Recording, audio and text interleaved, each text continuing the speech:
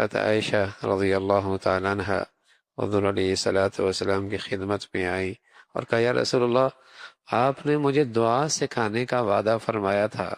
فرمایا ہاں، تمہیں دعا سکھا دیتے ہیں، تم یہ دعا کیا کرو، اللہم انی اسألک من خیر ما سألک منہ نبیک محمد صلی اللہ علیہ وسلم وأعوذ بک من شر ما استعاذک منہ نبیک محمد صلی اللہ علیہ وسلم۔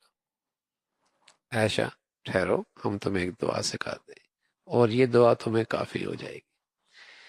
پھر اللہ کے نبی صلی اللہ علیہ وسلم نے عائشہ کو ایک دعا سکھائی، کیا ہے؟ اے اللہ، آپ کے نبی حضرت محمد صلی اللہ علیہ وسلم نے آپ سے جتنی خیر کی چیزیں مانگی ہیں میں بھی مانگتی ہوں۔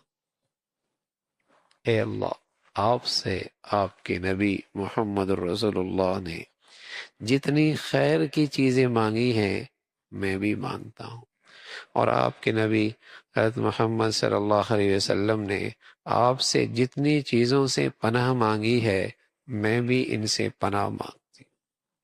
کیسی پیاری دعا ہے۔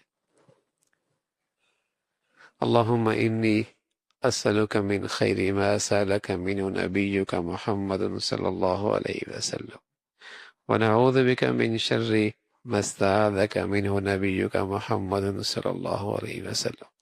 اللہ کے حبیب سے بڑھ کر بھلائی کون مانگ سکتا ہے، اور اللہ کے نبی سے بہتر چیزوں سے پناہ کون مانگ سکتا ہے؟ تو ایسی پیاری دعا اللہ کے نبی صلی اللہ علیہ وسلم نے حضرت عائشہ رضی اللہ تعالیٰ عنہ کو سکھائی۔ بس دعا مکمل ہو گئی، گویا رسول اللہ صلی اللہ علیہ وسلم نے اپنی پوری زندگی میں جتنی دعائیں کی ہیں، آپ علیہ الصلوۃ والسلام نے اپنی زندگی میں جتنی دعائیں کی ہیں اور وہ پرچہ بنا کر دے دیا کہ میں نے جتنی دعائیں مانگی ہیں تم ان کلمات سے وہ ساری چیزیں مانگ سکتی کہ یہ مانگ لیا کرو۔ اللہ رب العزت بھائی ہمیں بھی اس پہ عمل کی توفیق نصیب فرما دے۔